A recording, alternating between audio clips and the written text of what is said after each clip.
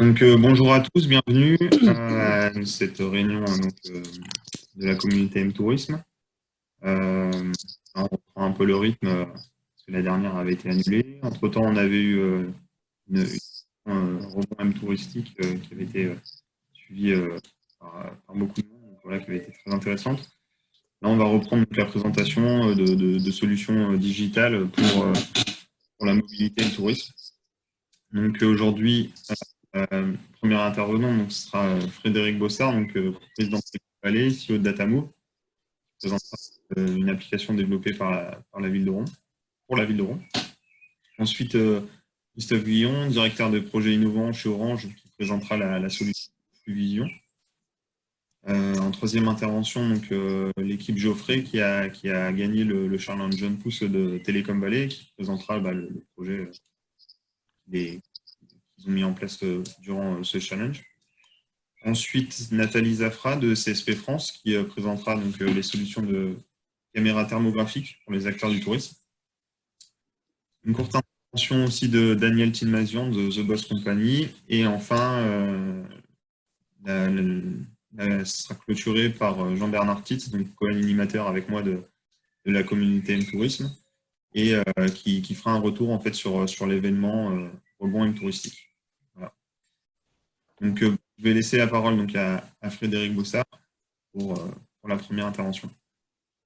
Bonjour à toutes et à tous. Je suis assisté du chef de projet de Datamove, Jérôme Berlioz, et vous m'excusez, sous mon nom, c'est Aurélie Gamella. Je n'ai pas changé de sexe encore, mais c'est ma chef de projet de l'agence Wakan qui normalement a le Zoom. C'est pour ça que je change de nom pendant cette présentation.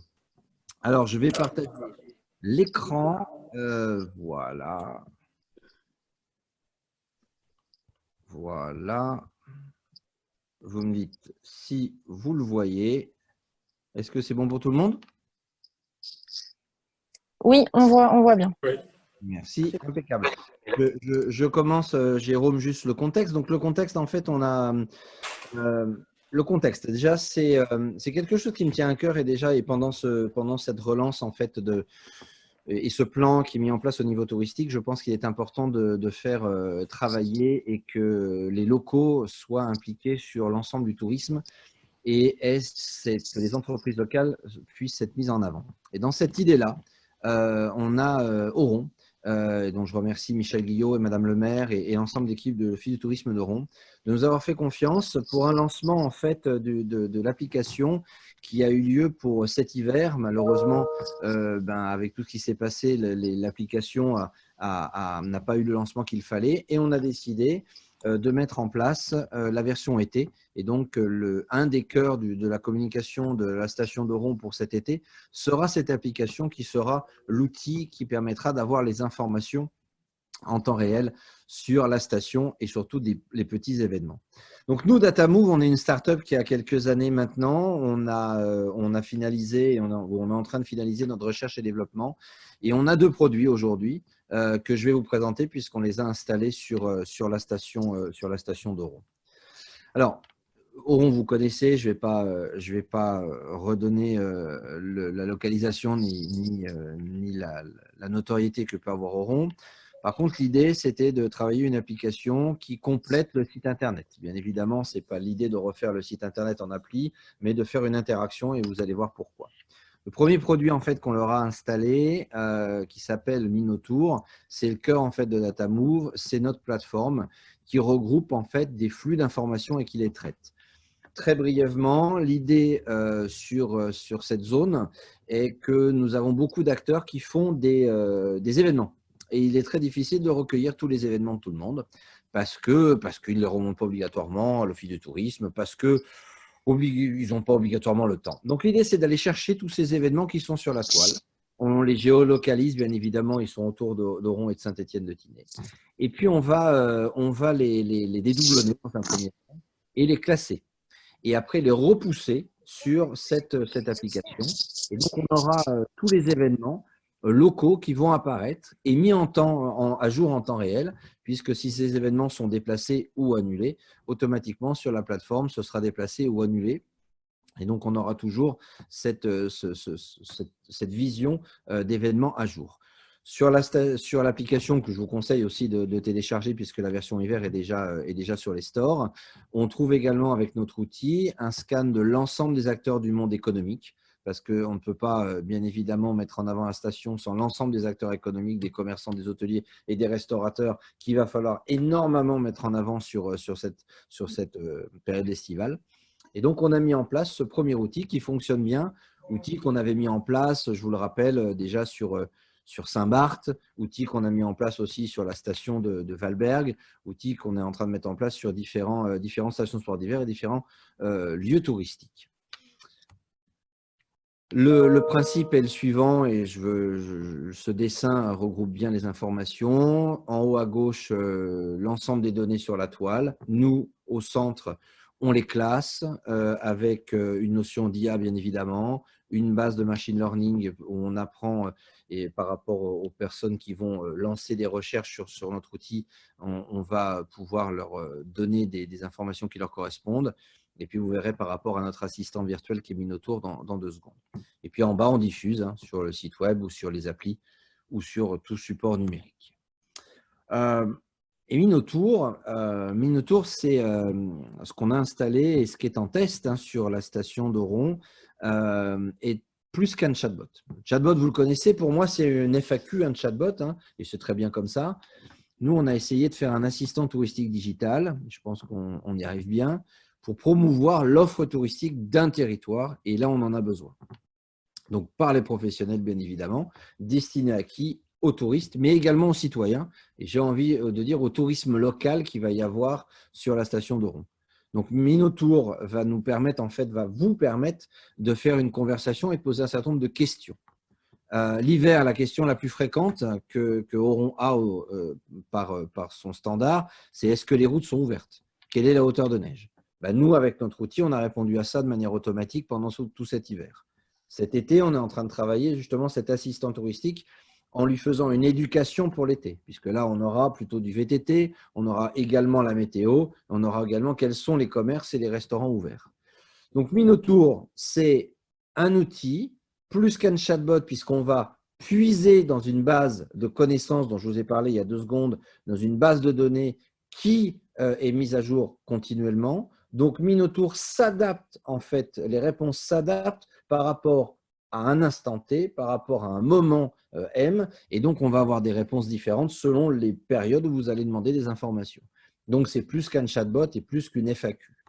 Et en plus, Minotour, on l'a développé pour l'intégrer dans les messageries instantanées, les enceintes connectées. Vous allez pouvoir bientôt dialoguer avec Google Home et demander des informations sur la station d'Oron, ou d'autres médias qu'on peut insérer, comme les applis, les bornes interactives. L'appli, vous allez pouvoir tester en téléchargeant Minotour immédiatement dessus. Alors, CityMove et Minotour, on répond donc aux 4 challenges de la donnée touristique. D'abord, les sources, puisqu'on va rechercher des informations sur toutes les sources de données. Bien évidemment, Apidae. D'ailleurs, pour vous dire que Datamove fait partie maintenant et a investi dans Apidae parmi les cinquantaines de sociétés qui ont investi, et nous, on y croit, et on a investi aussi au niveau financier dans Apidae. Également, donc, on va chercher les disponibilités en temps réel, puisqu'on peut faire du ticketing et de la réservation, ce qui est très important. On répond à la notion de format, puisqu'on va prendre tout type de format et on va les assembler. Et puis, bien évidemment, tout ça, si on n'a pas la qualité de la donnée, ça ne correspond à rien. Ça veut dire qu'on diffuse tout et n'importe quoi. Donc, la qualité de la donnée est hyper importante. C'est pour ça qu'on sélectionne toutes nos sources de données. Il n'y a pas qu'Apidae, puisque beaucoup de petites structures n'envoient pas les informations sur Apidae. C'est pour ça qu'on va chercher sur différents sources d'informations. Voilà une idée pour faire rapide, et puis je pense que le mieux, ce sera de télécharger l'appli. Voilà une idée. On est sur notre assistant touristique d'Oron. On va lui demander « montre-moi les hôtels ». Donc, il va nous donner une sélection d'hôtels. Dans un second temps, on pourra réserver dessus. On va lui demander qu'est-ce qu'il y a à faire comme activité. Donc, lui, il va nous poser la question, est-ce que c'est du patrimoine? Est-ce que tu veux faire du sport? Et on va affiner les réponses pour que l'assistant touristique donne la bonne réponse au bon endroit, au bon moment, à la bonne personne. Voilà nos coordonnées. Si vous voulez en savoir plus, je voulais remercier aussi le village Baïséa qui nous accueille depuis quelques mois, quelques années maintenant. Jérôme, est-ce que tu as quelque chose, toi qui as mis en place Oron avec l'équipe d'Oron, est-ce que tu veux ajouter quelque chose spécifique à la station? Oui, par exemple, en fait, on a pris des données vraiment locales. On a travaillé vraiment de manière très proche en fait avec toute l'équipe de là-bas pour vraiment identifier, je dirais, tous les corpus de questions et tout ce qu'on appelle les intentions d'utilisateurs en fonction en fait de leur activité, et de leur retour, que ce soit des retours statistiques ou leur retour en fait terrain, hein, tout simplement. Ce que, par exemple, les utilisateurs souhaitaient le plus savoir. Et donc, on a entraîné de concert, en fait, l'assistant touristique avec, avec pas mal beaucoup d'entraînement, de questions d'entraînement, mais également lié, en fait, automatiquement tous ces sujets, tous ces topics, avec la base de connaissances que nous avons réunie grâce à l'outil CityMove, qui est intégré en arrière-plan de Minotaur, comme l'a mentionné Frédéric tout à l'heure, puisque Minotaur vient puiser dans toutes les informations de la base de connaissances. Donc, ça correspond à quoi? Ça correspond à, par exemple, effectivement, par exemple, sur les routes, sur toutes les pistes de ski, quelles sont les pistes de ski ouvertes ou fermées, quelles sont comme on l'a vu, toutes les activités, les événements du jour ou à venir. Enfin, voilà. On a essayé vraiment de créer un assistant vraiment touristique. C'est comme un guide touristique, mais disponible 24 heures sur 24. Et ça marche plutôt bien selon les statistiques. Merci, Jérôme. Et voilà, donc on va avoir un lancement de communication sur la version donc été à partir de fin juin, puisque l'idée étant que les événements vont ouvrir les uns après les autres et les petits événements vont se multiplier, que notre outil puisse les mettre en avant sur la station d'Oron. Et c'est vraiment ces deux produits maintenant qu'on voit et qui sont en fonction, montrent bien la logique d'un assistant qui va puiser les informations dans quelque chose que les OT n'ont pas obligatoirement en entier, c'est-à-dire toute l'information locale, voire très locale. Et c'est vraiment notre particularité.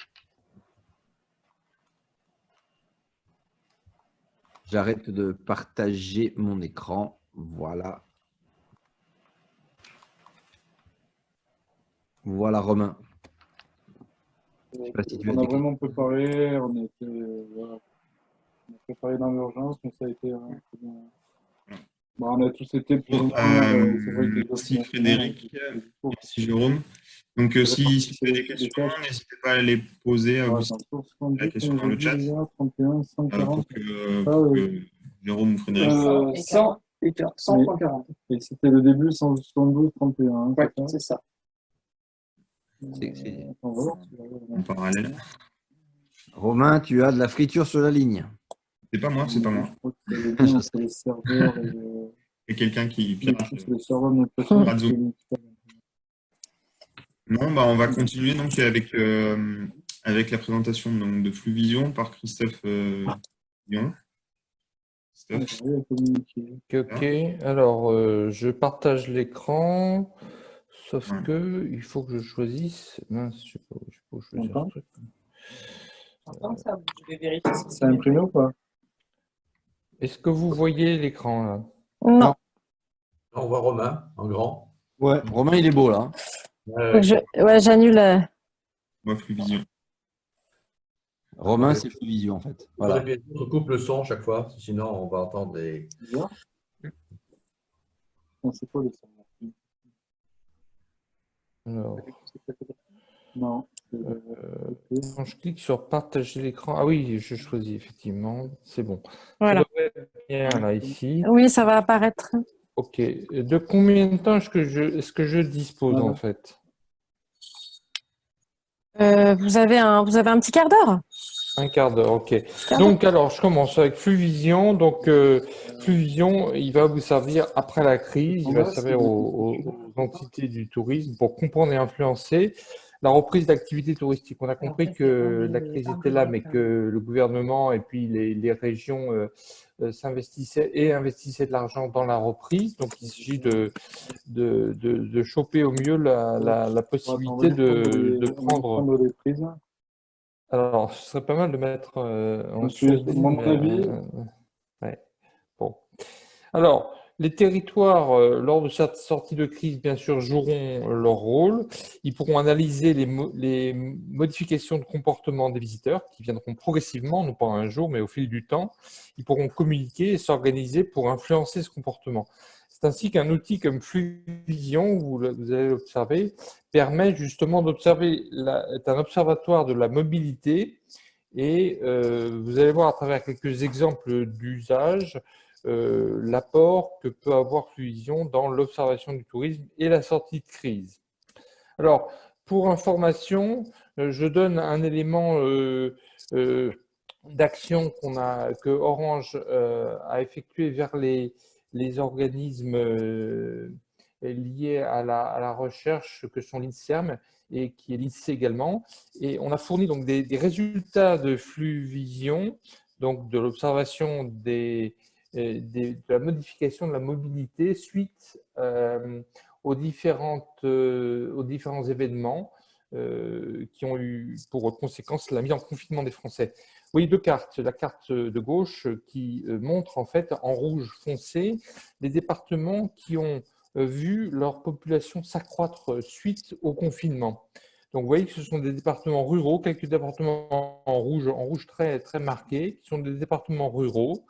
Et on peut en déduire effectivement que il y a eu une réorganisation finalement, une répartition nouvelle de la population par département. Si on observe ce qui s'est passé dans la région parisienne, on voit que la région parisienne est en bleuté, sur la zone de gauche, est en bleuté, ce qui fait qu'elle a perdu sa population. Donc des cartes comme ça permet en fait de suivre les quantités de personnes qui se répartissent différemment dans les territoires. Ça permet ainsi de calibrer le dispositif hospitalier dans les territoires. Par exemple, les territoires en rouge, là, sont des territoires qui sont ruraux et qui n'ont pas une grosse capacité hospitalière. Donc, ils ont dû s'apercevoir d'un afflux important. Donc, on a pu anticiper sur les besoins hospitaliers. On peut ajuster aussi les mesures sanitaires en fonction de ces quantités.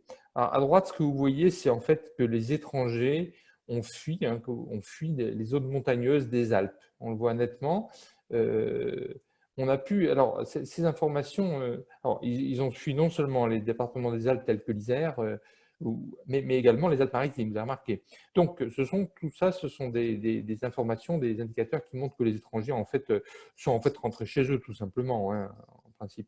Enfin, ça s'analyse. Donc, vous voyez, Fluvision a été utilisé très rapidement lors de la crise sanitaire pour donner du grain à moudre aux organismes tels que l'INSEE, tels que l'INSERM et le gouvernement qui ont pu, s'emparant des données et les interprétant, assurer leurs décisions, assurer une décision la plus pertinente possible.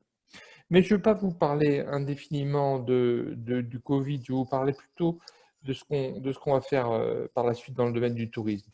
Je rappelle quand même le fonctionnement de Fluvision. Fluvision, c'est un outil qui repose sur l'information captée par les opérateurs sur leurs antennes mobiles. En particulier, Orange récupère l'information comme quoi tel mobile est accroché à telle antenne. Il fait ça sur 24 millions de téléphones mobiles, puisque c'est la base commerciale d'Orange en France.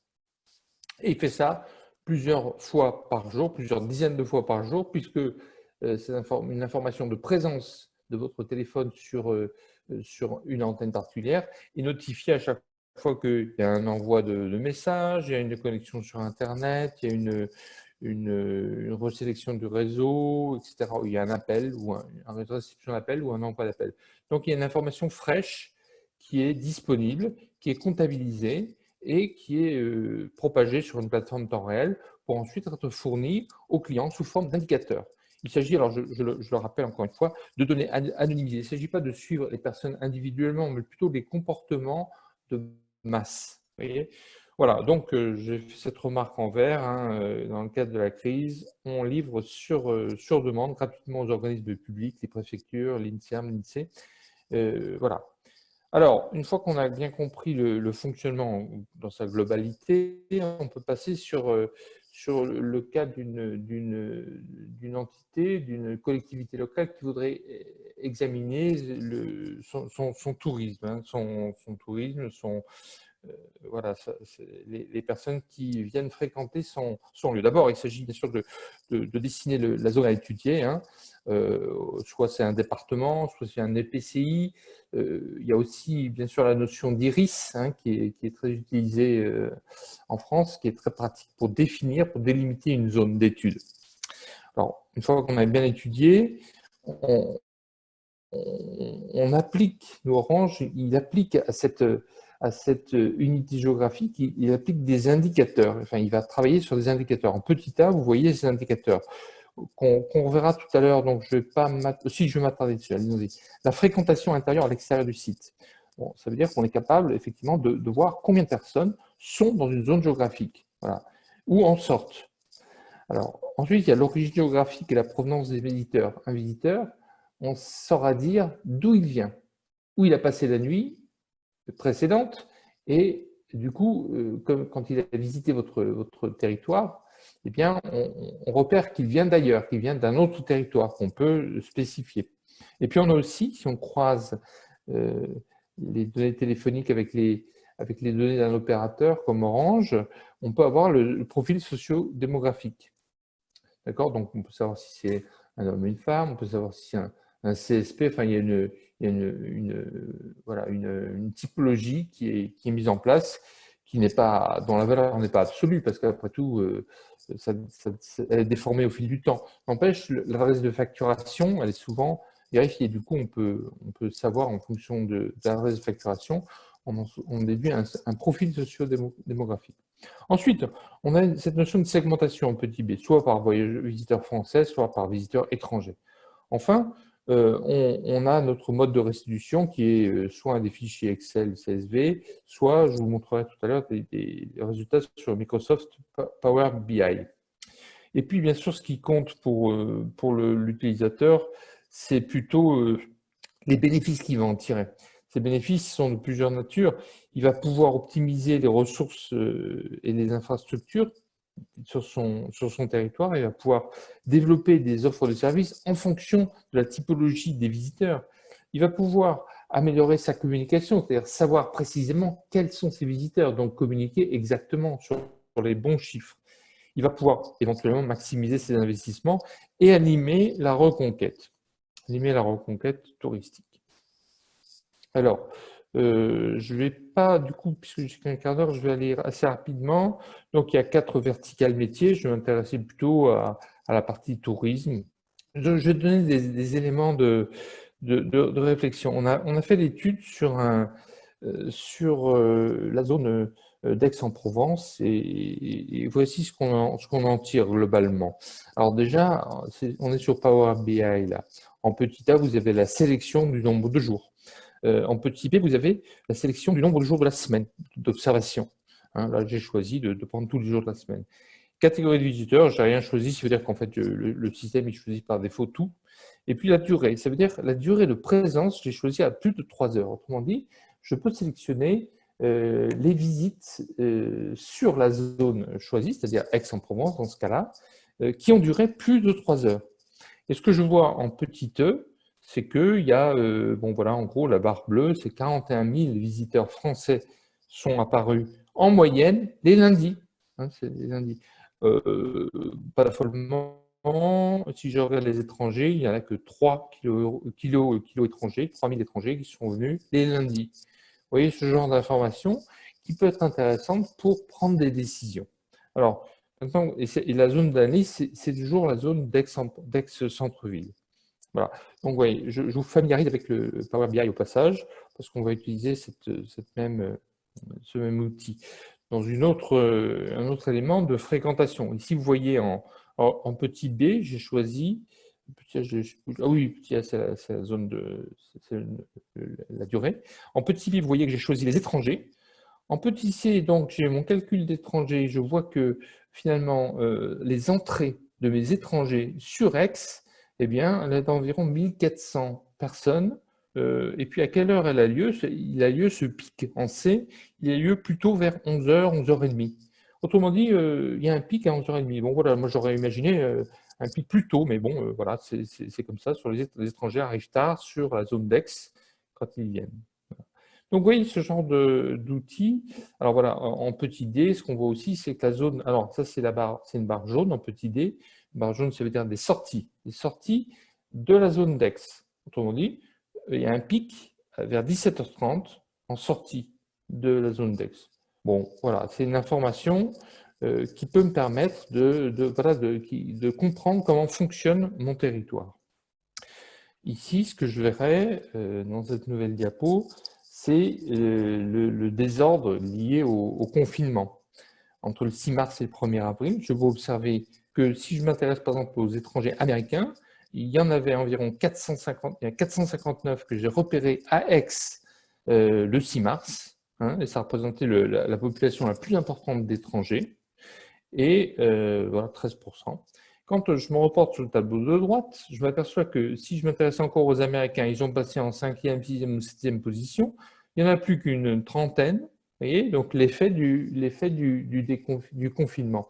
Et bien sûr, l'intérêt de ce truc-là, c'est effectivement de constater cet effondrement, mais en prenant l'information dans le futur, on va pouvoir observer aussi au fil du temps, puisque le déconfinement a eu lieu, puisqu'il y aura une reprise progressive de l'activité, on verra les chiffres se modifier spontanément au fil du temps et on pourra les observer, la ville d'Aix pourra les observer pour accueillir différemment les différents types d'étrangers qu'elle aura sous son aile. Vous voyez donc ce genre, au passage, le genre d'information et l'usage qu'on peut en faire. Là, je regarde un autre schéma qui s'intéresse aussi aux étrangers. Vous voyez le cartouche vert en bas, c'est un cartouche où j'ai sélectionné les étrangers, donc segmentation étrangère. Ces étrangers, je veux savoir les étrangers qui sont qui viennent sur la zone cartographie en bleu sombre. Vous voyez, c'est le cœur d'Aix-en-Provence. Hein. Ce cœur est très sombre parce qu'il y a plein de visiteurs. Vous voyez, il y a presque 140 000 visiteurs qui sont là, vous voyez, sur la barre horizontale à droite. Bon, alors, alors d'où viennent ces étrangers? Eh bien, ils viennent, je les lis à gauche, d'abord et avant tout, en petit b, ils viennent d'Aix-en-Provence lui-même. Ça veut dire quoi? Ça veut dire que ma segmentation, la tache bleue que vous voyez qui est Aix-en-Provence, en fait, il est en réalité scindé par iris. Et c'est par iris qu'on observe les déplacements. Si je vais d'un iris à l'autre en tant qu'étranger, eh bien, je suis comptabilisé comme un visiteur. C'est pour ça qu'il y a cette barre, finalement, Aix-en-Provence, qui correspond à l'essentiel des visites. Finalement, ça revient à dire que les étrangers qui visitent Aix, ils ont passé la nuit précédente à Aix aussi. Peut-être pas dans le même quartier, mais à Aix aussi. Donc, ça donne cette information. Et puis après, c'est du menu fretin. Hein. De Marseille, il en y a 7,5%, de Méreuil, 3%, etc. Et ce sont donc des lieux de nuitée des visiteurs étrangers. Autrement dit, des gens qui visitent Aix dans la journée, ils ont passé la nuit à Marseille dans 7,5% des cas. Vous voyez le genre d'information qui peut être, qui peut être tiré de ces informations Fluvision. Ça, c'est des étrangers. Vous voyez la carte géographique. Je vais vous présenter maintenant cette même carte si je m'intéresse aux Français. Regardez bien ce qui va se passer. La carte, c'est notablement bleuté, ce qui veut dire que les visiteurs français d'Aix, ils viennent en fait de plein d'endroits en proximité d'Aix. D'accord? Voilà, c'est ça que la cartographie me donne facilement. Et quand je lis les pourcentages, effectivement, je vois qu'il y a une carrière de petites villes qui sont pourvoyeuses de touristes ou de visiteurs, en tout cas, de visiteurs qui viennent des villes adjacentes qui viennent dans la journée sur X. Voilà. Et puis, je peux aussi, transparent suivant, voir les CSP, c'est-à-dire croiser avec les bases Orange, les bases de facturation, en fait. Hein, savoir si sont donc en petit A, savoir si je suis sur un CSP en croissance ou populaire, ou voilà. En petit B, j'ai le genre, hein, donc le propriétaire du mobile, c'est une femme ou un homme. En petit C, j'ai mes catégories GeoLife, donc il y a 11 catégories, donc urbains familiaux, urbains dynamiques, urbains défavorisés. J'ai toute la typologie. Et ça aussi, c'est précieux pour implémenter des restaurants, pour implémenter des types de magasins, pour implémenter des services publics. Si je m'adresse à une clientèle pavillonnaire, je ne travaillerai pas de la même manière que si je travaille avec des urbains favorisés. Et puis enfin, en petit d, la répartition des visiteurs français par âge. Oui, donc au passage, je vous donne à chaque fois des éléments qui montrent la richesse qu'on peut tirer de l'information Fluvision. Alors, je ne sais pas s'il me reste beaucoup de temps, parce que je peux encore... je ne vais peut-être pas... si, je vais faire ce dernier, puis je vais m'arrêter là. Donc là, vous voyez une carte assez complexe qui montre quoi? Qui montre finalement, qu'est-ce que je cherche à faire? Je cherche à comprendre mon flux d'étrangers. Petit a, j'ai choisi étranger. Je veux travailler en petit b avec les étrangers qui viennent de Marseille. En petit c, qui viennent de Marseille et qui ont passé plus de 3 heures à Aix Centre. D'accord? Donc, je veux connaître l'ensemble des étrangers qui, venant de Marseille, ont passé plus de 3 heures à Aix et où ils sont allés après. Vous voyez, c'est assez compliqué comme formule. N'empêche que j'arrive à voir sur la carte de gauche les trajets de ces gens qui sont venus à Aix, mais qui en fait ont passé la nuit à Marseille au départ. Et je peux tracer donc des chemins essentiels. Ces chemins essentiels, bien sûr, au niveau marketing, je pourrais les traiter. Par exemple, imaginez comment dirais-je, un package touristique ou un package touristique qui inclut telle et telle ville qui sont dans le prolongement des mouvements principaux des gens. Construire des cartes de minibus qui vont emmener ces touristes dans les endroits qui correspondent le plus voilà, à la demande. Vous voyez le genre de finesse auquel on peut aboutir si on étudie bien les cartes et si on a une intention marketing forte. Voilà, je vais m'arrêter là. Je pense que j'ai dépensé mon temps. Je vais conclure en disant que finalement, en Fluvision, les données, alors je rappelle que les données sur janvier, février et mars sont disponibles pour les collectivités qui veulent s'en emparer pour avoir une base de départ avant confinement, pour ensuite travailler sur l'après-confinement et voir comment on se rétablit petit à petit. Donc, Fluvision, un observatoire de la mobilité sur votre territoire, c'est un outil qui permettra de nourrir des modèles prédictifs qui permettent au territoire finalement d'objectiver leurs décisions en termes d'aménagement ou de communication pour se rétablir au mieux en 2021, on pense à la saison d'été bien sûr, et 2022. Voilà, je vous remercie. Si vous avez des questions, je réponds.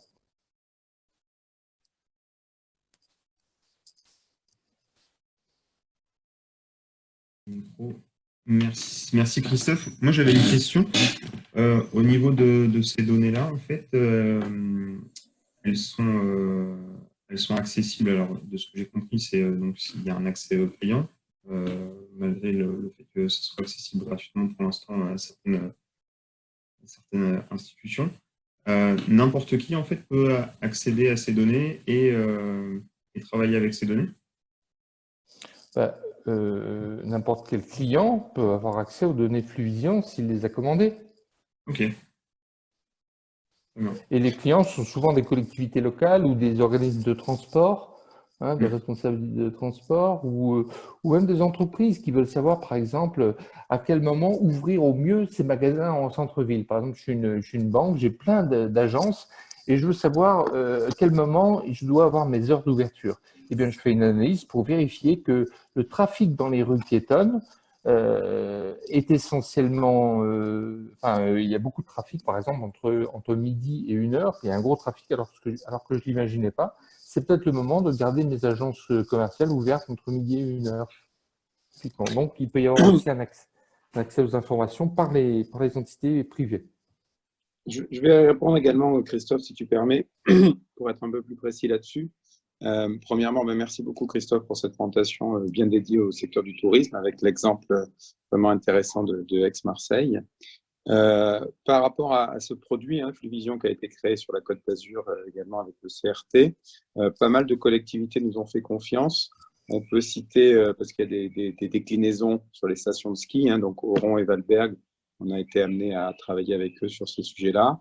Et puis également sur la partie un peu plus balnéaire, on a le gouvernement monégasque qui regarde ça sur plusieurs angles, sur effectivement à la fois les déplacements pendulaires sur Monaco, mais également les touristes et les croisiéristes.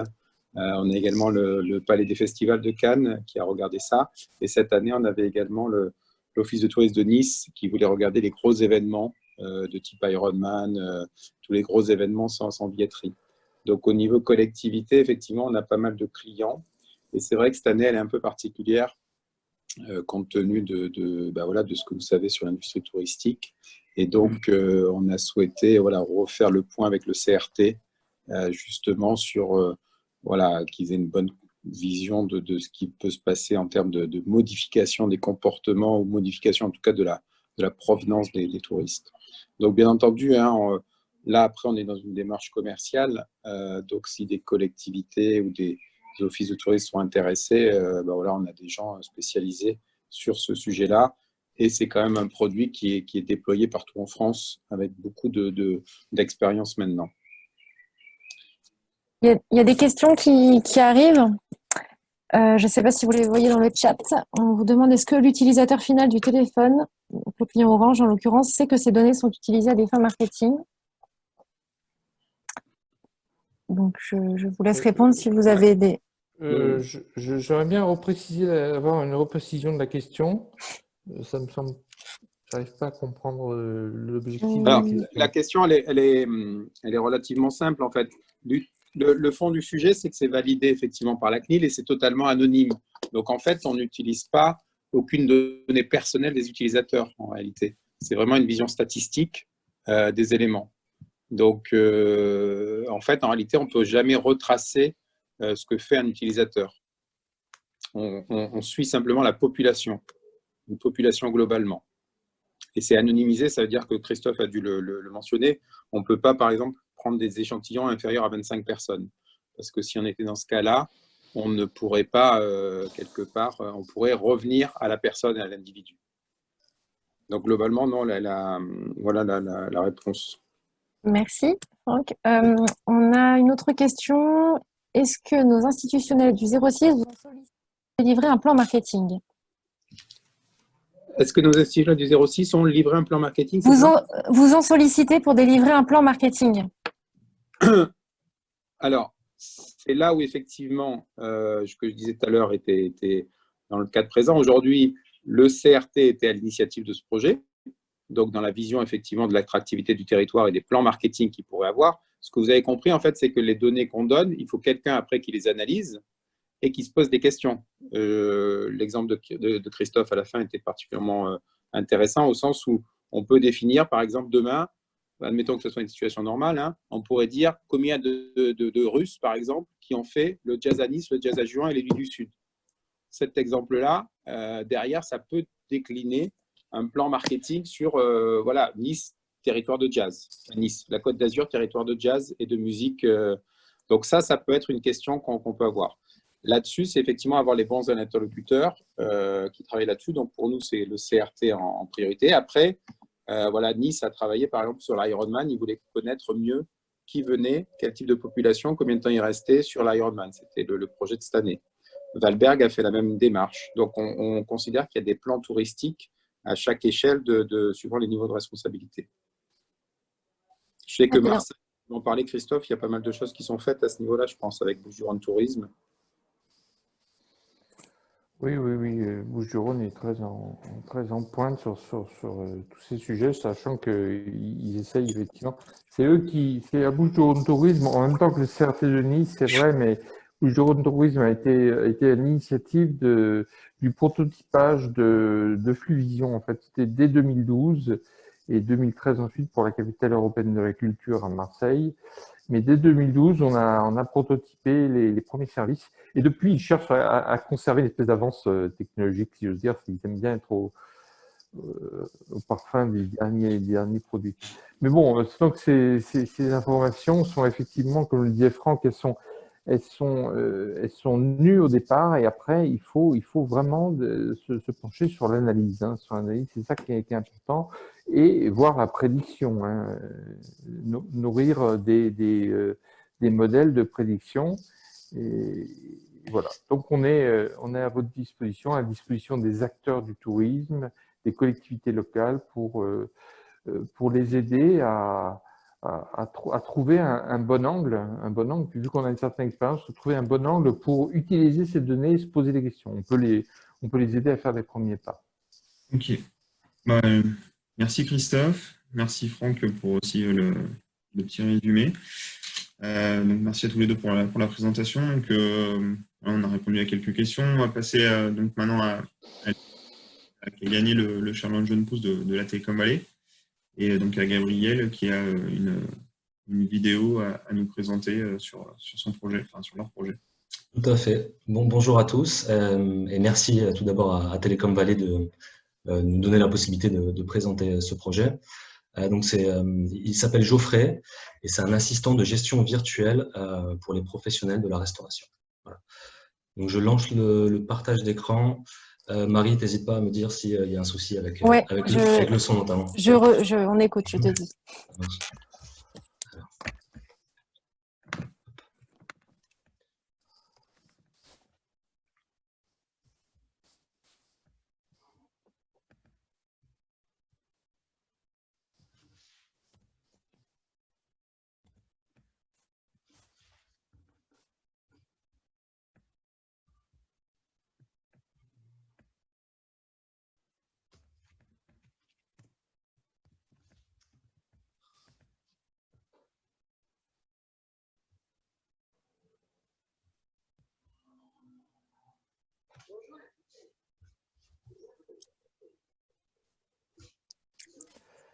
Alors, on entend un petit peu de son, mais on ne voit pas de vidéo.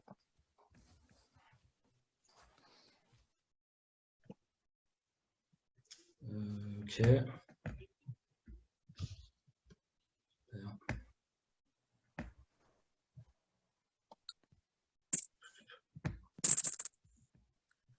En fait, on voit là, le PPT, on voit le nom avec tes documents. Mais ça bouge pas, c'est ça? Non, ouais, on voit pas la vidéo. Ok, un instant. Voilà, là c'est bon. Ok. Et le son, t'as mis à fond ou pas? J'augmente. Je recommence, hein. Hop. Oui.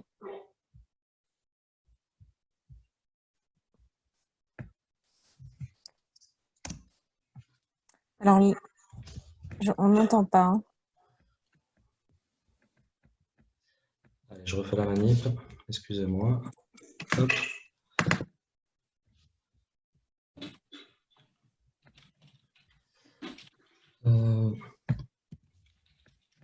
On voit ton PPT qui défile, mais il n'y a pas le son qui va avec. Ouais, donc, c'est soit l'un, soit l'autre. sinon, je vais peut-être demander.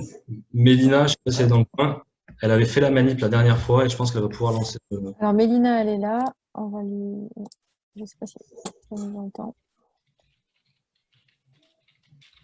Mélina, tu nous entends? J'essaie d'activer ton son. Mais... Oui. Ah, bonjour. Est-ce que tu arriveras à faire la manip ou pas? Oui. Super. Et si ça fonctionne, vous passez le PPT et vous discutez un petit peu du projet si ça vous va. Ça marche. Alors.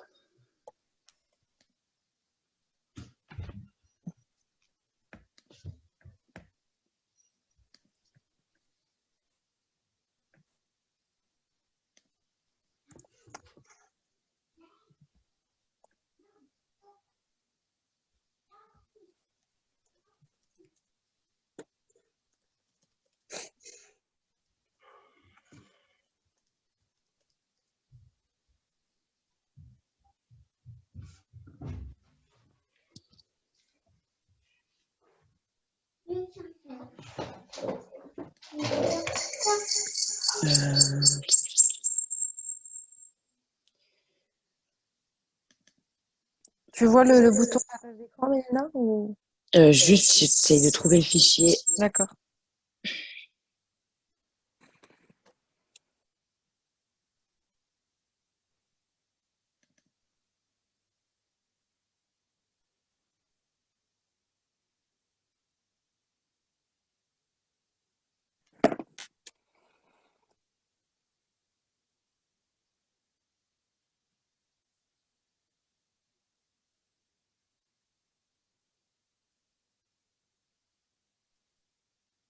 Est-ce que vous vous sentez capable de présenter le projet sans le son, juste avec le PowerPoint? Ah, c'est bon, ça marche. Parce que là, voilà, mais on voit pas ton écran, hein, Mélina. Il faut que tu fasses un partage d'écran. Yes.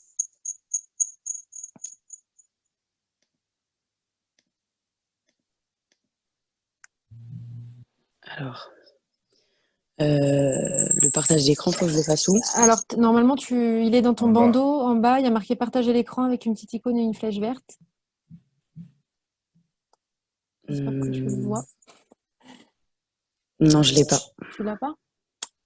J'ai conversé, levé la main et question-réponse. Mais pourtant, t'es en animateur, c'est ça qui est bizarre. Peut-être c'est parce que j'ai les deux, j'ai sur le téléphone et l'ordi. Ah ouais, ça doit être ça. Alors je sors du téléphone. Ouais. Connecté le téléphone. Ça va être ça qui fait du larcène aussi. Sinon, on va faire l'option sans son et petit pitch. Hein. Sinon. Parce que là, Gabriel, c'est...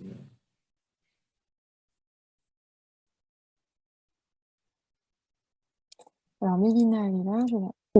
Ah, voilà.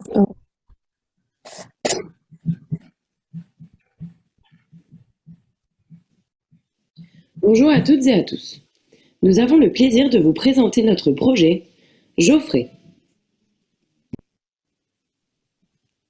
Geoffrey, c'est quoi? Geoffrey est un assistant de gestion virtuel. Ce produit se définit comme tel et permettra à l'utilisateur de calculer le coût de revient des recettes, planifier les menus et l'approvisionnement en quelques clics seulement. Son interface, ludique, a été conçue pour être simple et facile d'utilisation.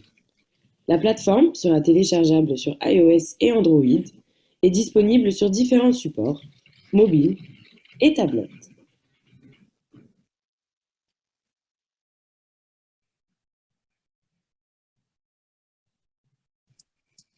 Juste, je vous coupe parce que moi, je ne vois pas la vidéo hein, personnellement. Je ne sais pas vous, mais... Pareil. Ouais. Gabriel et Mélina, je pense qu'on va juste... vous allez juste pitcher le projet. Ah, alors voilà, bon, ça change là. Mélina, vas-y, relance. Voilà, parfait.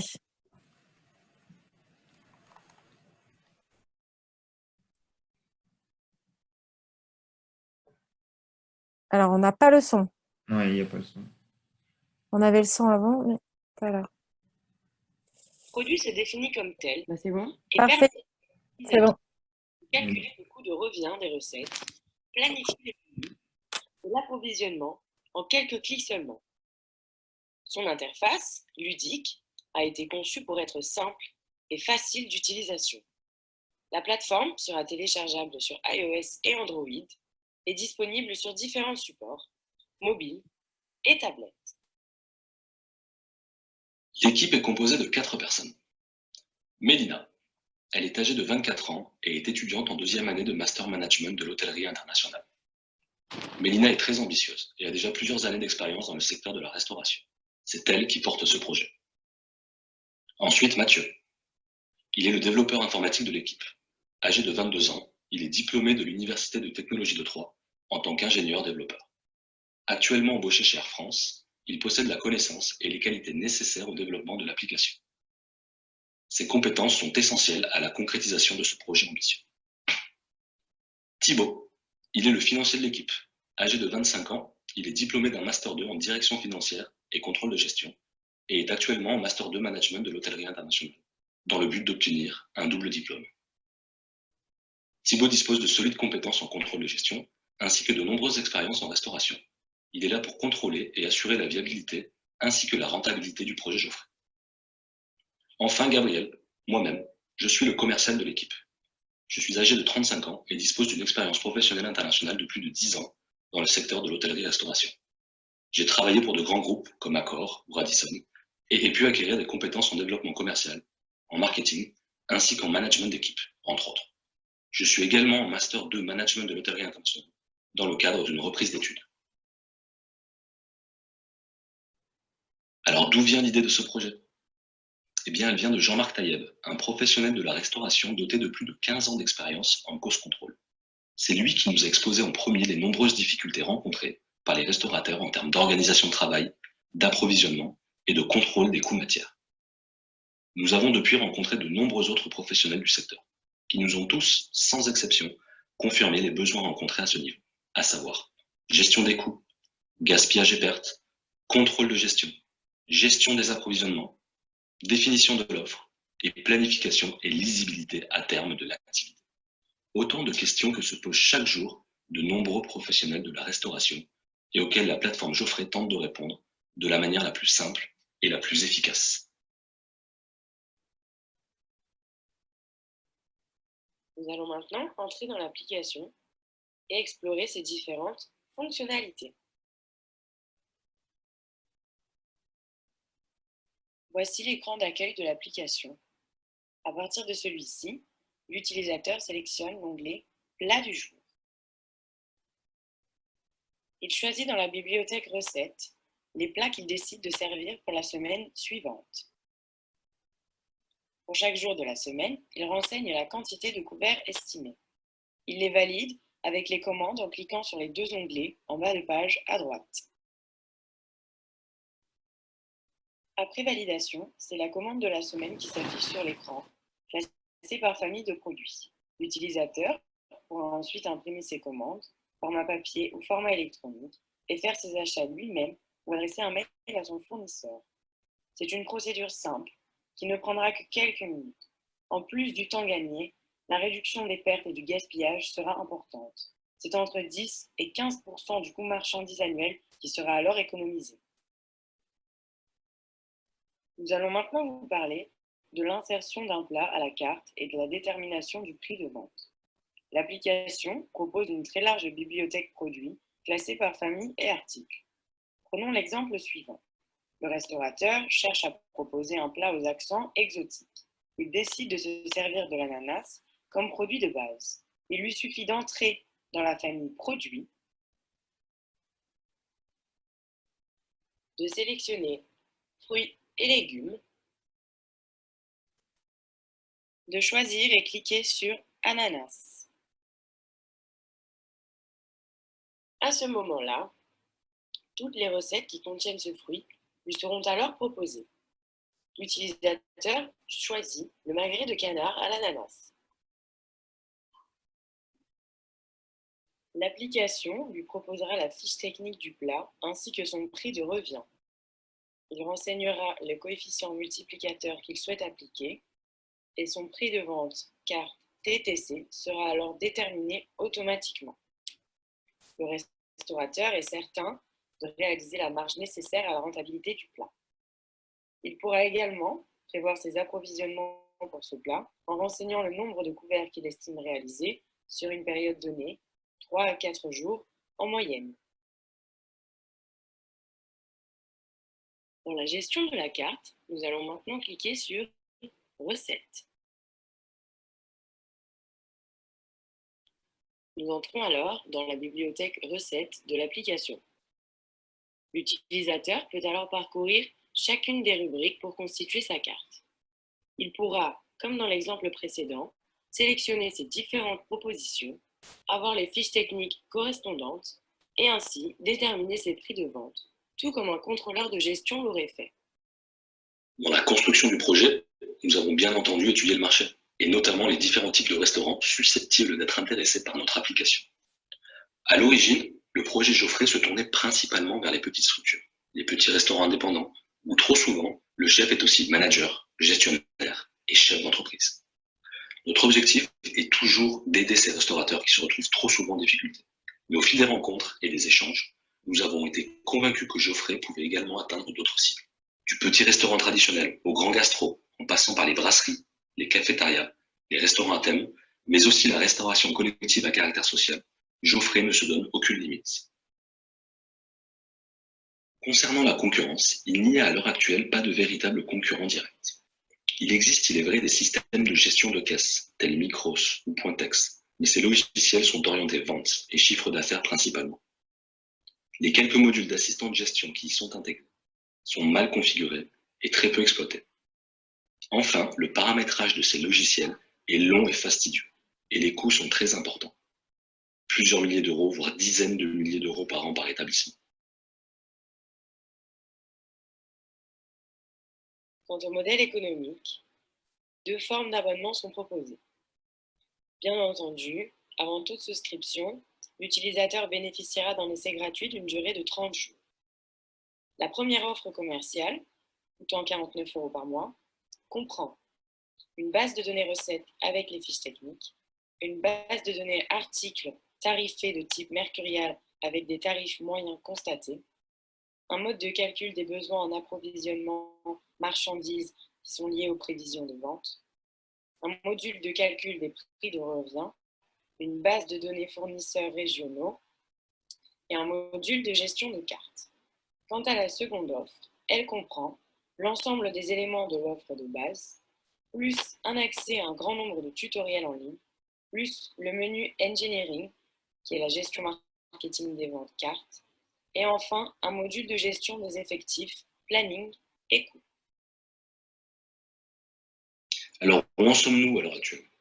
Eh bien, cela fait maintenant plusieurs mois que l'équipe s'est formée et que nous travaillons sur ce projet. Au début, nous sommes partis sur une idée précise et avons développé un premier prototype. Puis, au fil des retours, des discussions de groupe et des échanges avec les professionnels, d'autres idées sont apparues et ont mûri. Nous sommes actuellement en train de finaliser la deuxième version de notre application. Plus complète et plus ambitieuse, cette version renforce encore un peu plus nos convictions dans l'aboutissement de ce projet. En conclusion, nous souhaitons mettre en avant 5 points simples, mais qui nous paraissent essentiels dans l'avancement d'un projet de cette envergure. Premier point, l'équipe que nous avons formée est complémentaire et constitue une réelle force dans l'avancement du projet. Deuxième point, nous savons que la demande est là et que Geoffrey répond à des besoins essentiels pour un grand nombre de restaurants. Troisième point, nous avons élaboré plusieurs documents financiers prévisionnels. Nous estimons pouvoir être rentables à partir de la deuxième année. Quatrième point, l'avancement du projet. En quelques mois, nous avons pu sortir un premier prototype et nous sommes actuellement en phase de finaliser le second. Enfin, cinquième point, plusieurs restaurateurs nous ont déjà confirmé qu'ils souhaitaient prendre un abonnement une fois l'application finalisée. Merci de votre attention et nous sommes prêts à répondre à vos questions.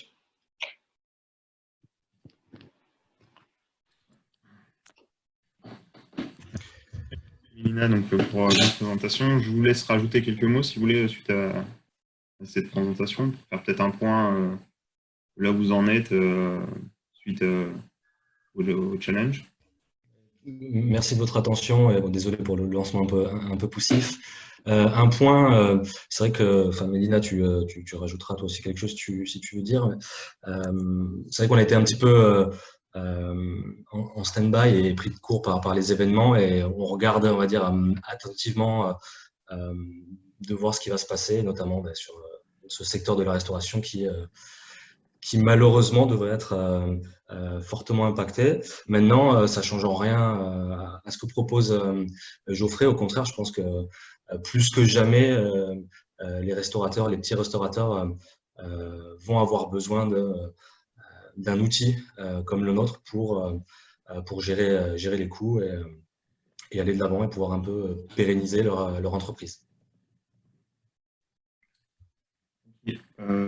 Moi, j'ai une question sur l'application Geoffrey. Est-ce que justement, ce qui s'est passé là, ces 2 mois de confinement, les difficultés que vont avoir les restaurateurs à repartir, est-ce que vous avez des idées, des innovations à apporter en complément de ce dont vous avez déjà pensé pour aider les restaurateurs en fait dans la reprise?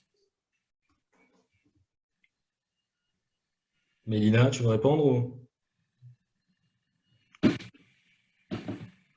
Je ne la vois plus dans les… Pas de souci, ok, je prends en charge.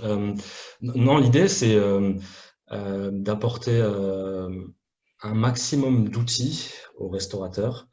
Tout ce qui peut être menu engineering, principe d'omnes, donc tout ce qui va leur permettre de construire leur offre, leur carte, de gérer les coûts, tout ce qui est gaspillage, et de manière la plus simple et ludique. C'est-à-dire tout ce qui est tout simplement pas disponible en fait en ce moment. La seule chose qu'ils ont, c'est des grosses interfaces, donc on a mentionné dans la présentation comme Micros ou Pointex, mais qui coûtent cher. Donc l'idée, non, c'est vraiment d'apporter ces outils qu'on a déjà mentionnés. Maintenant, on est dans une réflexion aussi. C'est un projet qui est en cours, hein, il n'est pas finalisé. C'est vrai qu'une réflexion qu'on se fait en ce moment dans l'équipe, c'est comment simplifier toujours un petit peu plus cette rencontre entre les restaurateurs et les fournisseurs, en fait, sans qu'on ait le moins de choses, nous, à apporter un petit peu, si je peux me permettre l'expression, une sorte d'ubérisation un petit peu de ce marché-là. Voilà. Donc ça, on est en train de réfléchir à ça, voilà, on est là. D'ailleurs, si vous avez des conseils à donner à certains d'entre vous, on est preneurs. Une autre question de Michel Chan qui est revenue sur le dernier point que vous avez parlé. Est-ce que justement les fournisseurs en fait qui seront mentionnés, qui seront affichés dans l'application, est-ce qu'ils vont avoir une redevance, quelque chose à payer en fait pour être proposé dans Vous m'entendez? Oui, je viens de Oui, c'est bon? donner… Ouais, je t'ai activé l'option. Merci.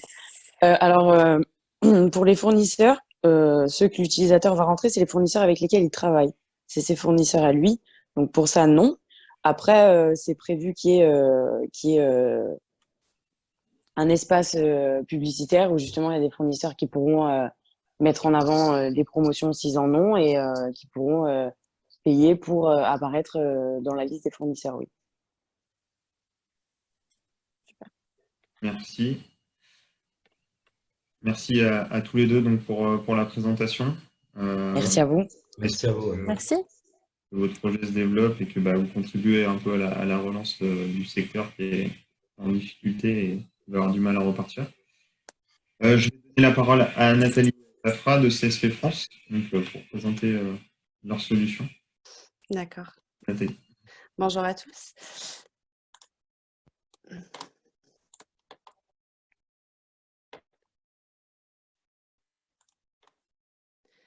Est-ce que tout le monde voit l'écran?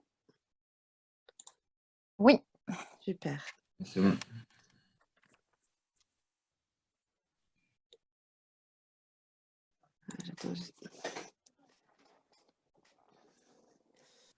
Alors, dans la continuité en fait de notre support à tous pour l'après-Covid-19, nous, on a cherché à proposer des solutions numériques, informatiques pour accompagner tous les acteurs du tourisme dans cette période.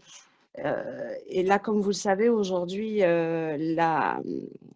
ce qui est important, c'est de savoir si des personnes malades ne rentrent pas dans notre établissement pour éviter de contaminer que ce soit nos collaborateurs, nos salariés, nos clients. Donc voilà, il y a des solutions diverses qui permettent de faire attention à cette chose.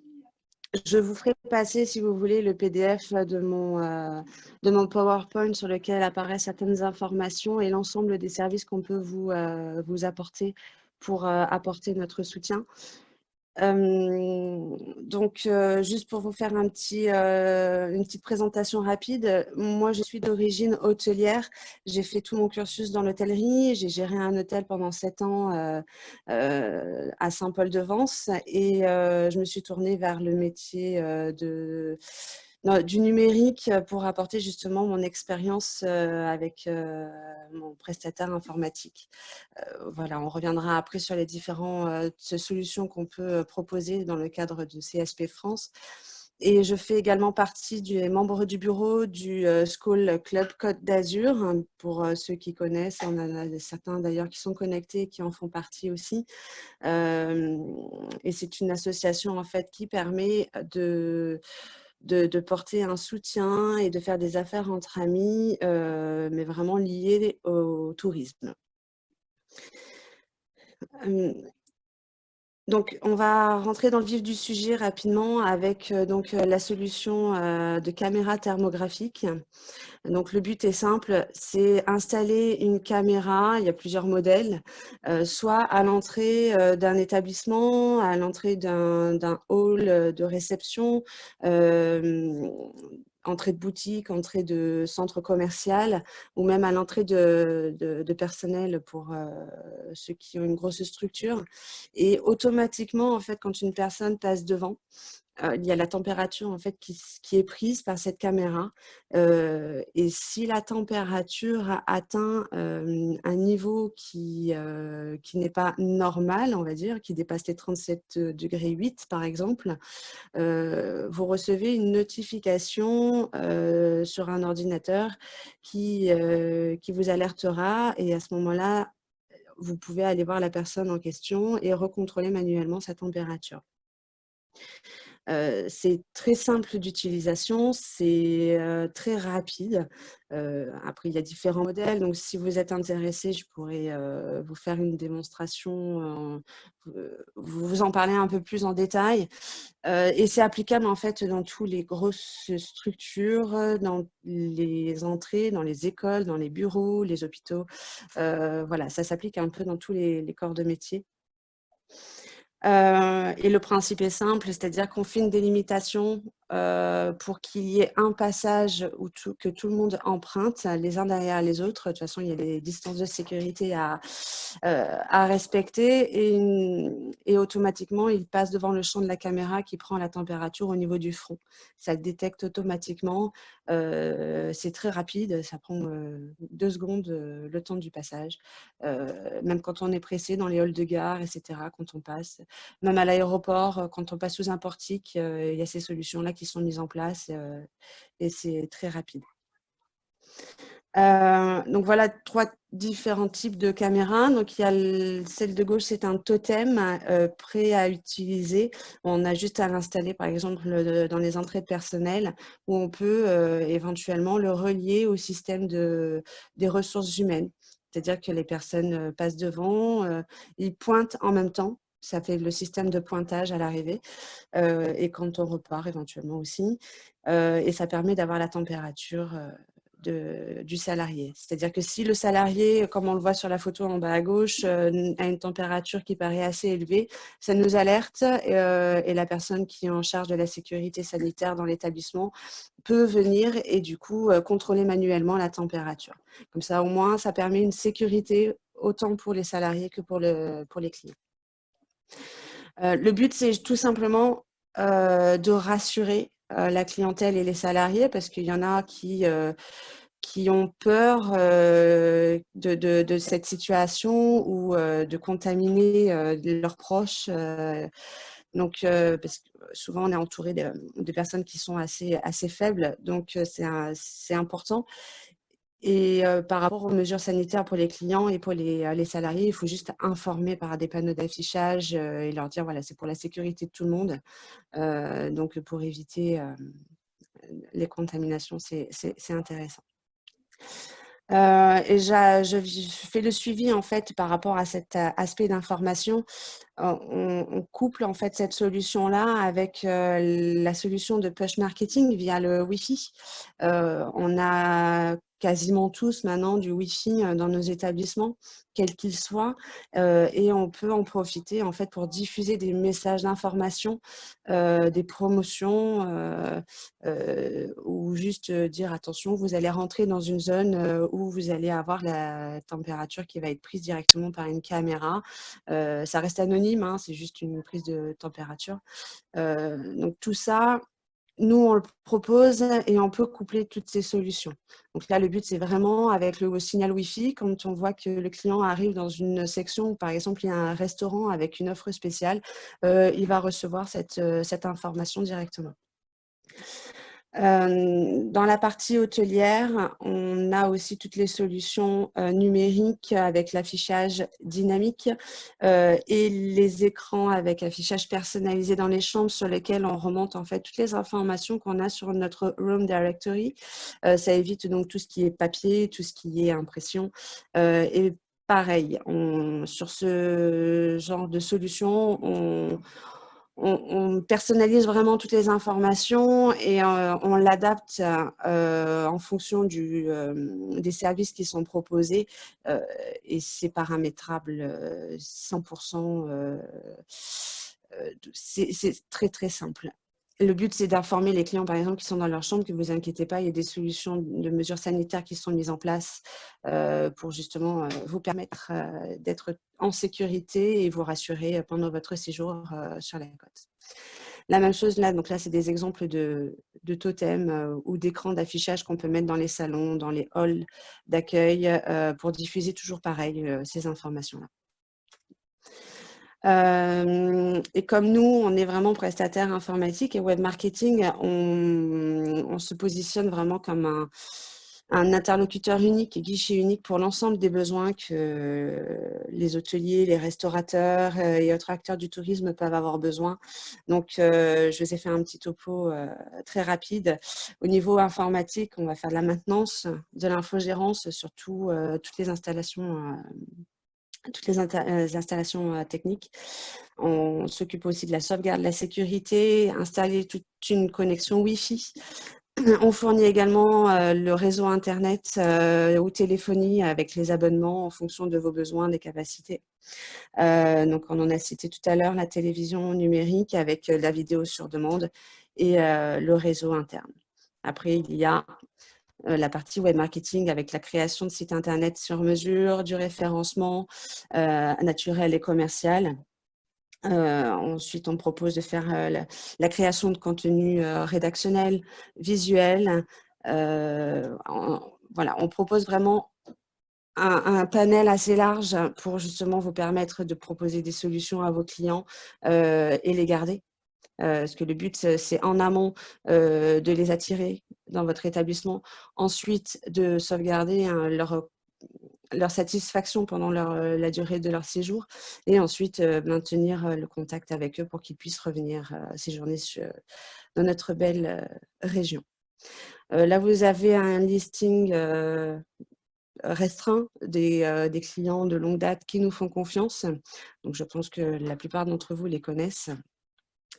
Voilà, et là vous avez mes coordonnées, donc je vous les laisse en lien PDF sur le chat, comme ça vous pourrez me contacter si vous avez besoin d'informations supplémentaires. Merci de votre attention. Merci beaucoup. Je vois passer deux questions pour vous. Alors, on vous demande quelle est votre valeur ajoutée par rapport aux autres professionnels classiques de la vidéo? Donc, première question. D'accord.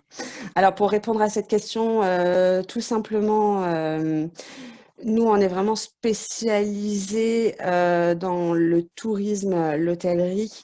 On a des solutions vraiment sur mesure et on est une société en fait familiale, dans le sens où, en tant que petite équipe, on s'investit vraiment en faisant un échange avec notre clientèle pour proposer des solutions sur mesure. C'est-à-dire qu'on vraiment, on échange vraiment avec nos clients pour comprendre leur installation aujourd'hui, comprendre ce qu'on peut maintenir ou pas et vraiment leur proposer la solution personnalisée qui leur convient au mieux. Super, merci. Et l'autre question, on vous demande si il est possible de louer ce matériel pour un événement ponctuel, je pense, style salon du tourisme par exemple. Complètement. On l'a déjà fait. Alors, je ne sais pas de quel matériel on parle, mais si c'est par exemple les écrans d'affichage dynamique, on l'a fait en fait sur le salon Chef World Summit à Monaco. On a mis à disposition 8 écrans d'affichage avec affichage personnalisé. C'est-à-dire qu'il y avait des diffusions de PowerPoint, il y avait des diffusions de logos, d'images, de vidéos. On peut faire un patchwork, on affiche en fait ce qu'on veut, on le programme. Comme ça, sur place, pendant l'événement, par exemple, il n'y a pas besoin d'intervenir dessus physiquement. Voilà, mais tout à fait, oui, on peut faire ça de manière locative.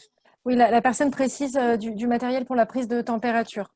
Pour la prise de température, alors également, on peut prévoir éventuellement de faire en mode... pardon, excusez-moi, j'ai les enfants qui passent. On peut faire en question. Ok, bon, je pense que ça répond à la question. Parfait. Merci beaucoup, Nathalie. Je ne sais pas s'il y a d'autres questions. Après, je suis disponible ultérieurement pour prise de contact et questions. Super. Très bien. Merci beaucoup. On va donner la parole à Mazion. Il y a oui, bonjour. À proposer. Voilà. Je n'ai pas grand-chose à montrer, j'ai juste une proposition à vous faire dans la continuité du livre blanc handicap, TIC et tourisme qui avait été réalisé par la commission M-Tourisme. On vous propose de vous mettre gratuitement un outil jusqu'au 15 juin, un outil M-Tool4Care qui est un outil d'évaluation à la bienveillance pour les membres de la communauté M-Tourisme. En préalable, De Boss Compagnie aide les grands acteurs économiques du tourisme, du transport, du commerce à mettre en œuvre leur démarche d'inclusion des personnes en situation de handicap par le numérique et ou le digital. Alors, M-Tool4Care, c'est quoi? C'est juste, entre guillemets, une plateforme numérique de formation à la bienveillance. La bienveillance, on l'utilise aujourd'hui à toutes les sauces, c'est un terme un petit peu galvaudé. Et ce qu'on propose, c'est d'évaluer les connaissances des collaborateurs sur les comportements à adopter face aux personnes fragiles ou en situation de handicap. C'est un programme qui est composé de 20 questions sur 4 thématiques du handicap, réalisé à partir des recommandations de la GFIP et du ministère de la Transition énergétique et de la Solidarité. Donc après le test, l'apprenant reçoit sa note et son certificat de bienveillance, bien entendu. La moyenne des notes des collaborateurs d'une même organisation contribue ainsi à la notation, à l'évaluation de l'organisation, donc de l'entreprise, sur la bienveillance. Par exemple, pour la communauté M-Tourisme, nous dévoilerons l'évaluation globale de la communauté au travers de vos résultats, parce qu'on va vous proposer de faire ce test-là, cette formation-là, et pourquoi pas la comparer à une autre communauté ou à une autre organisation. Alors pourquoi un tel outil? C'est quoi les enjeux pour les organisations et les entreprises? C'est tout simplement l'enjeu de l'inclusion et du handicap. À prendre en considération parce que ce sont 12 millions de personnes qui consomment, travaillent et qui ont des loisirs, qui sont parfois oubliés, même souvent. L'accessibilité des lieux au sens normatif du terme ne suffit plus à être attractif. Et l'idée, c'est d'accueillir ces personnes avec bienveillance et sans stigmatisation. L'objectif pour nous entrepreneurs, c'est de gagner une nouvelle clientèle qui est plutôt fidèle, une personne handicapée plutôt fidèle, développer la marque employeur de l'organisation, asseoir la stratégie RSE quand elle existe dans l'organisation, recruter, fidéliser les talents handicap et maintenir ces personnes dans l'emploi. Voilà les principaux objectifs. C'est une belle opportunité pour les organisations à saisir après cette période de Covid, à s'évaluer, à se former, à faire savoir à la communauté handi afin que votre sensibilité et votre action soient visibles auprès d'elle. On vous communiquera le lien dès ce soir pour vous connecter. On fera une proclamation des résultats peut-être à la prochaine session, à la prochaine commission M-Tourisme. Voilà, j'en ai fini. Je peux répondre à vos questions. Ou sinon, on fera un bilan global à la prochaine commission. Je vous remercie de votre attention. Merci Daniel. Je ne sais pas si vous avez des questions. En tout cas, on sera ravis de répondre à l'enquête et puis voilà, d'évaluer un peu les résultats au niveau de la communauté, se comparer aux autres également. Merci beaucoup.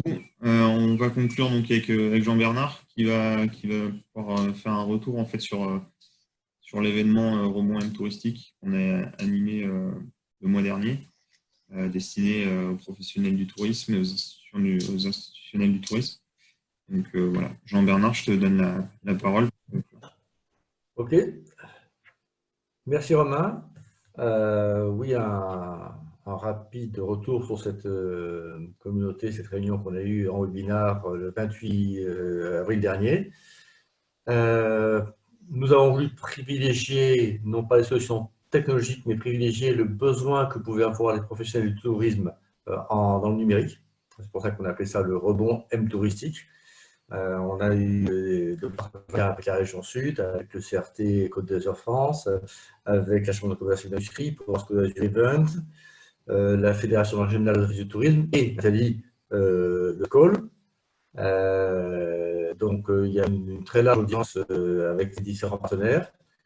Nous avons eu en live 175 personnes entre le Zoom et le YouTube qui était en parallèle. Et depuis, nous avons eu encore 125 autres vues sur le YouTube. Donc, ça fait au moins 300 personnes qui ont été intéressées sur le sujet. Et donc, pour nous, c'est important que les d'anthropologie, qui veut dire les professionnels du tourisme, doivent pouvoir accéder beaucoup plus au numérique. Et on sait que le numérique est l'un des axes majeurs qui pourrait permettre, pour ceux qui pourront faire, de rebondir assez facilement.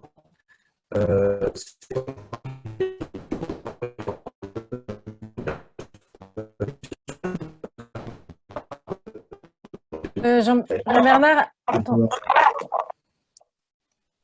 t'entend pas bien. On t'entendait pas bien. Je ne sais pas si c'est que moi.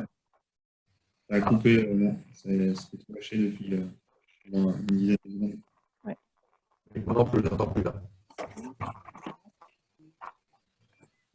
Non. Ouais, je pense qu'il a un souci. La connexion. Ouais. Ouais, non, ça bug. Bon, il avait dit l'essentiel de l'événement qui a été organisé. Tu es là, Jean-Bernard? Je suis là, mais moi-même, je vous entends grésiller, donc je pense que c'est Orange qui a dû rater ma connexion free. Oui, ça grésille, mais on t'entend quand même. Hein. Oui, j'aime bien systématiquement avec Orange en plaisantant, histoire que je ne m'en veux pas. Voilà, donc on avait des témoignages qui sont intéressants à regarder également. On a été vu par différents endroits en France, pas sur la Côte d'Azur, mais c'est vrai qu'on promeut d'abord bien sûr le rebond sur la Côte d'Azur. Et donc vous pouvez voir ce qui est fait. Nous n'avons pas eu la chance de recevoir un déjà, ce qui était prévu. Tu m'entends, Marie? Non, enfin, je t'entends très peu, mais Sur 3. Je t'entends pas bien. Bon. Vous me voyez sans entendre bien, c'est ça? Oui, voilà. Peut-être si tu coupes la vidéo temporairement, ça mieux. Je te passe la main alors. Bah, il te passe la main, il t'a dit, Romain. D'accord.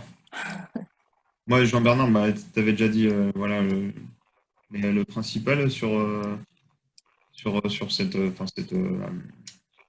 après-midi qui avait été très enrichissant, qui avait montré qu'il y avait beaucoup de besoins, beaucoup d'attentes au niveau des institutionnels, des restaurateurs, des hôteliers sur les outils qui allaient pouvoir être proposés, les outils digitaux.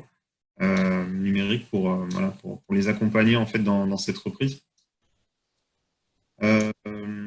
Alors pour terminer, enfin sauf s'il y a d'autres choses à dire sur la journée, sur l'événement, pour terminer, donc il y a une prochaine réunion qui sera organisée au mois de juin. Oui, on n'a pas la date exacte. Voilà. On entend un peu mieux là? Oui, très bien. Ouais, complètement. Alors, pour la prochaine, on va peut-être décaler un peu l'horaire. Par exemple, faire de nouveau un 2h, 3h30, parce que nous allons avoir des témoignages internationaux. En particulier, le directeur de l'école, j'ai plus le nom exact, qui est à Ottawa, qui était au schéma au préalable. Donc, Frédéric Dimanche, que certains d'entre vous connaissent. Donc, ici, on fait ça midi, pour lui, les 6 heures du matin. Donc, on va peut-être un peu décaler, ce qui permettra à certains peut-être de manger et d'avoir la réunion après. Donc, il présentera ça. On présentera également, bien sûr, le résultat du test mTool4Care, dit Daniel tout à l'heure. Et on n'entend plus, c'est ça? Si, c'est très bien. Parce que j'ai un truc qui s'affiche en disant que les ressources sont difficiles. Et également, nous avions lancé, avec l'aide de Nathalie Escol, un sondage sur lequel on a peu de réponses. Donc, on va repartir sur les réseaux sociaux et sur le sujet pour essayer d'avoir des réponses. Et peut-être enfin la vidéo du secrétaire d'État au tourisme, qui pour l'instant est un petit peu pris.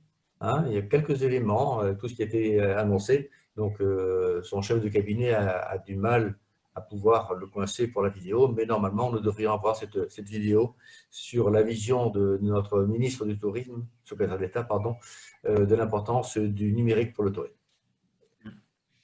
Donc, très prochainement, vous aurez la date de la prochaine commission, de cette réunion en webinaire de la communauté. Ouais. En espérant que le contexte soit aussi plus favorable en juin et que début juin, on a eu des bonnes nouvelles et puis que les acteurs du tourisme puissent redémarrer. Ça permettra de faire un point aussi sur la reprise, je pense. On va croiser les doigts. En tout cas, je vous remercie tous. Je remercie donc les intervenants. Je remercie tous ceux qui ont assisté entre midi et deux donc à cette réunion. Et puis, je vous souhaite une bonne fin de journée. J'espère qu'on va revoir donc à la prochaine réunion.